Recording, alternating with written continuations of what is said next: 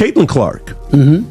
And Angel Reese, right? Yeah. They're going back and forth. And Jamil Hill says by the time Angel Reese is done, she's going to be the Michael Jordan of WNBA. She said about Angel Reese? She said Angel Reese, by the time she retires, can you pull up this quote?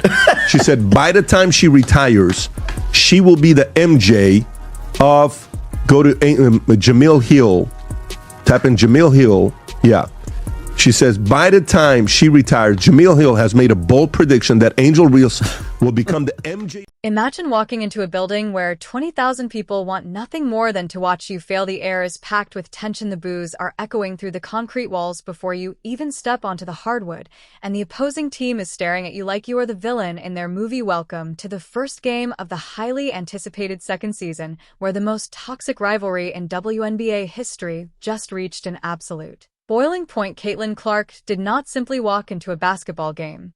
Tonight she walked into an ambush. The crowd was absolutely deafening, screaming insults, holding up disrespectful signs, and rallying behind their franchise player Angel Reese. But there is one fatal flaw in trying to intimidate a generational talent. Some players shrink under pressure, but Caitlin Clark weaponizes it. By the time the final buzzer sounded, those 20,000 screaming fans were completely, utterly, and embarrassingly silent. We just witnessed a historical massacre. Caitlin Clark did not just be Angel Reese, she dismantled her psychologically and physically on the court, dropping a massive career-high triple-double that completely shattered the arena's spirit and the absolute craziest partful comments in sports history. If you are ready for the ultimate story of karma, missed layups, and a legendary career-high performance, obliterate that like button, subscribe right now, and let us get into the absolute madness to understand why this beat there is so incredibly satisfying. We have to rewind to the media circus that happened just 48 hours before tip-off. Angel Reese has always been loud.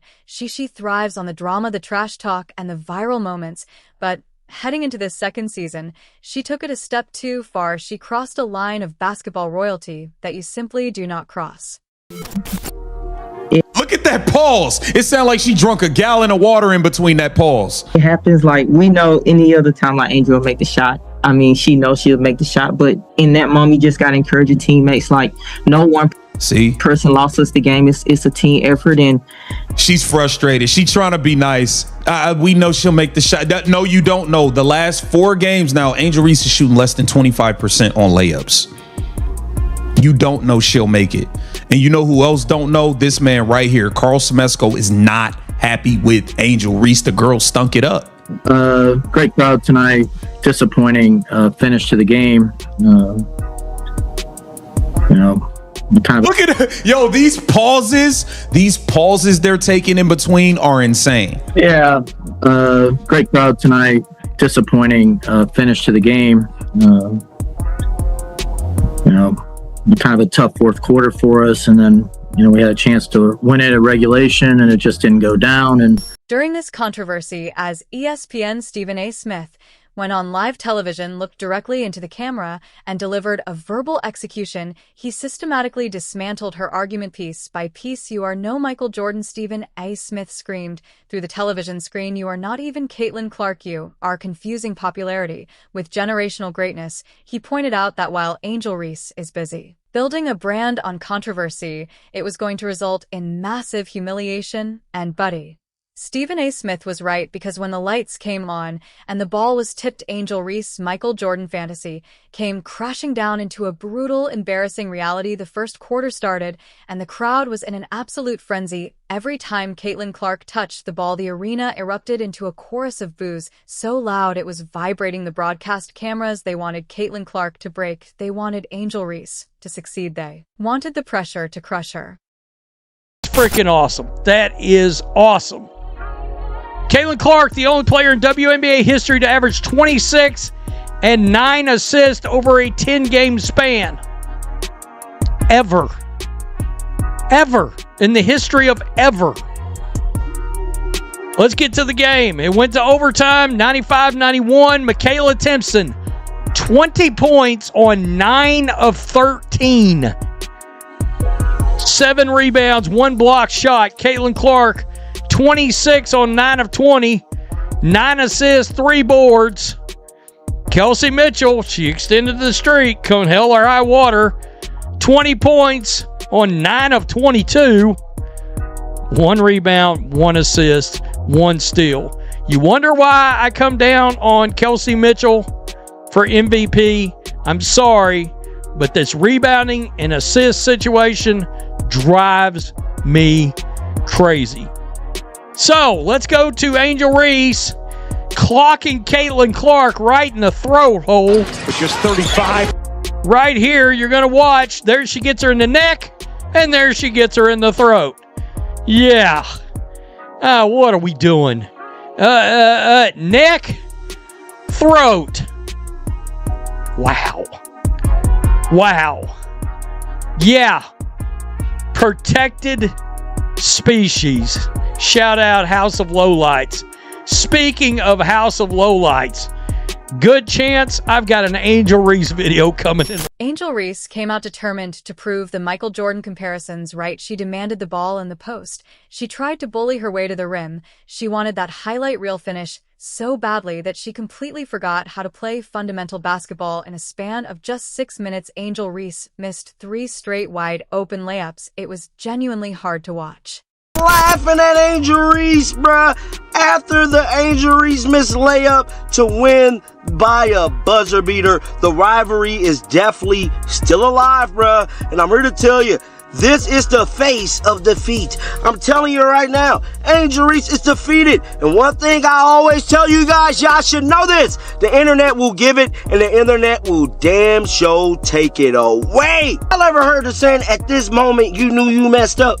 This is the look Angel Reese had on her face. At this exact moment, she knew she's gonna be the laughing stock of the basketball world for the next 48 hours. That's exactly what happened. And it was so bad, Angel Reese did not speak to reporters after the damn game. Please take me through that fourth and overtime. They outscored 31-19. What changed in that at the end of the game? Wait, can you repeat that? At the end of the game, they outscored you 31-19 in the fourth and overtime. What was the difference in the game, you believe, at that point? I feel like we fought hard. I mean, I don't know. I just feel like we just came up short tonight. This question is for either of you all. When you face a team like this, obviously 4 times, you could potentially see them again in the playoffs. I guess what would you say you can kind of take away from a loss like this? That we're right there. And I know tonight didn't go the way that we wanted to, but we had some plays down and we showed some fight. And I think although we didn't get the win, I think there's some promise that we know that we can beat a team like that if we have a full team together, but even with the team we had tonight. Buddy, what happened next belongs in the Basketball Hall of Fame. Caitlin Clark started the onslaught with a 35-foot logo 3 that silenced the front row. Then she started threading passes through the defense that defied human geometry. She was hitting her teammates perfectly in stride, racking up assists so fast the statisticians were scrambling to keep up. But Caitlin Clark was not just scoring and passing. She was doing the dirty work. She was flying into the paint, grabbing rebounds right out of the hands of taller players, showing Angel Reese what actual grit and determination looked like. By the middle of the third quarter, the impossible became a reality. The graphic flashed on the screen. Caitlin Clark had secured a massive, historic career-high triple-double. Passing and just letting them get matched up and stay matched up, I think we saw it a lot more than we would have otherwise. Yeah. Hi, Coach. I'm Annabelle Ryder with Decatur-ish. Just curious, you already mentioned kind of refreshing on how you guys respond to zone defense, but are there any other next steps that you guys are really highlighting when moving forward? Well, I mean, there's a lot of positives today, I thought. And just to Angel, mostly Ryan and Alicia were kind of there to console her. What was your message to Angel after she missed that shot? Yeah, what was your message to Angel after she smoked the layup and smoked the game? We just had to move on to the next play. I mean, we did what we didn't run there was supposed to be one screen in there, and we kind of forgot the screen. But then Ryan, took the shot, and we told those two to, really crash the boards and give us a second chance. They both did exactly what we asked for them. And then we got 2 looks, right at the end of the game that, could have won it for us, but they rolled out. He's pissed. We got 2 looks right at the end of the game, 2 layups, and they just rolled out. He's pissed. Kind of a bad break. And one quick follow-up, how much of a difference not having Jordan Canada in today's game kind of potentially maybe have impacted the outcome of this game? Yeah, I mean, it happens. You have to go with what you have, and I think the players that played today gave us a great chance to win. I mean, we're literally 1 possession, from winning the game against a very good team who's been playing really well. But, JC is a fantastic point guard, and obviously, particularly against the zone, she's somebody that we count on for penetrating to the middle and then passing it out to our shooters or dumping it down behind. So, and then she makes such a difference in our transition game and gives us an extra really good defender out there. So we miss her, but she couldn't go today. So the people that went, I thought, did well enough to win. She was competitive. Her performance to be able to contribute that way when you're having to guard one of the best players in the league for as much time as she did. I mean, I thought she was fantastic. Hi, Coach. Makai Carlson here with AJC. Obviously, I know you guys are probably having a one game at a time mindset, but what are some key things from this game that you're planning on telling the team or hoping that they talk amongst each other to take to the next game? Well, I think it shows that, we have a really good team. I mean, Indiana's excellent, and despite being shorthanded, we were right there. That's why it hurt so much, is because we were right there. You was right there, but Angel Reese gotcha. Let's talk about Caitlin Clark, who drained a cold-blooded 3-pointer right in Angel Reese's face. As the ball snapped through the net, Caitlin did not yell, she did not flex, she simply turned around and looked at the crowd. The silence was absolutely deafening. 20,000 people who had spent the last 2 hours screaming, booing, and throwing insults were instantly muted. You could literally hear a pin drop in the arena. Caitlin Clark had hit the ultimate mute button. She shut them up not with trash talk, but with the greatest single-game performance of her young career. Stephen A. Smith warned her, the fans should have known you. Do not poke the bear.